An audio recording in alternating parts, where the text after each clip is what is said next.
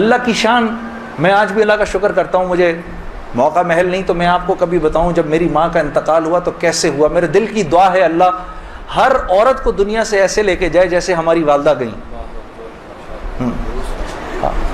تو وہ میں اپنی ماں کو بتاتا تھا، میری ماں بھی ایک دم، اس نے بھی جلدی جلدی لینا شروع کر دیا. کرتے کرتے میری ماں، ہم سب گھر کی خواتین میں سب سے پہلے میری والدہ پردے میں آ گئیں فوراً. اور مولوی صاحب کہہ رہے ہیں ان کے انتقال کا بتائیں، میں ضرور بتاؤں گا آپ کو، مختصراً بتاتا ہوں. میری ساؤتھ افریقہ کی تشکیل تھی، پیچھے والدہ کی طبیعت بہت خراب ہو گئی. مجھے بھائی نے بولا جنید بھائی آ جائیں واپس کیونکہ امی جا رہی ہیں، امی نے اب نہیں رکنا. تو میں نے ساتھیوں سے کہا، انہوں نے کہا یار چلے جاؤ کیا فرق پڑتا ہے، یہ پھر یاد کرو گے ساری زندگی. اب میں سوچتا رہا، اب میں نے امی کو فون کیا، میں نے کہا اماں آ جاؤں، کہا نہیں ہرگز نہیں آنا. تو میں نے کہا کیوں؟ تو کہنے لگی اگر میرا انتقال ہوا تو میں کتنی خوش قسمت ہوں کہ میں اللہ کو بتاؤں گی کہ جب میرا انتقال ہوا تو میرا بیٹا تیرے راستے میں تھا. تو تم مت آؤ، مجھے کچھ نہیں ہوگا، اور اگر ہو گیا تو اس کو اللہ کی مرضی سمجھ رہا، بس میرے لیے تم دعا کرنا.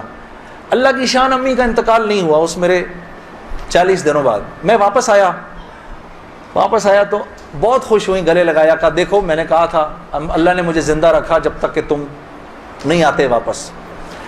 پھر میری حضرات نے 10 دن کی اور تشکیل کر دی کینیڈا کی. تو میں نے کہا اماں پھر 10 دن کے لیے بھیج رہے ہیں، جاؤں نہیں جاؤں؟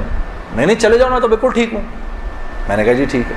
میں جس دن گیا ہوں اس دن ہم ٹورانٹو میں مرکز میں بیٹھے ہوئے تھے، تو وہ پوری ٹورانٹو کی شورا سامنے بیٹھی ہوئی تھی. میرا بیان تھا، بیان کے دوران ایسے موبائل پڑا ہوتا ہے، میں نے رکھا ہوا تھا کہ بہن کو بولا ہوا تھا کہ اگر اماں کو کچھ ہو مجھے فوراً بتا دینا. میرا موبائل بند ہو گیا، میں سمجھا خراب ہو گیا، اب وہ چلے ہی نہ کسی طرح سے. خیر میں نے اس کو چھوڑے رکھا، میں بات کرتا رہا. اس کو نہ چھیڑیں، پہ چھوڑ دیں اس کو. تو میں نے اس وقت جب میں عشاء کی نماز پہ کھڑا ہوا تو پیچھے سے ساتھیوں نے آ کے بتایا کہ والدہ کا انتقال ہو گیا. میں نے بہن کو فون کیا، کیا ہوا؟ کہتی ہے کہ ابھی فجر کی ہم نے نمازیں پڑھی ہیں، فجر سے تھوڑا سا پہلے انتقال ہوا ہے. اور 2-2:30 بجے اس امی نے بلایا میری بیوی کو، اور میری بیوی کو بلا کے بولا کہ بیٹا دیکھو میں نے تو ساری زندگی تمہیں بیٹی کی طرح رکھا، لیکن میں ساس ہوں، کمی بیشی ہو سکتی ہے، تو اگر کچھ ایسی ہوئی ہو تو مجھے معاف کر دینا. تو میری وائف نے کہا امی آپ کیسی باتیں کر رہی ہیں، مجھے تو کبھی خیال بھی نہیں آیا اس بات کا. ہاں آپ نے مجھے اس سے کم سمجھا ہی نہیں. پھر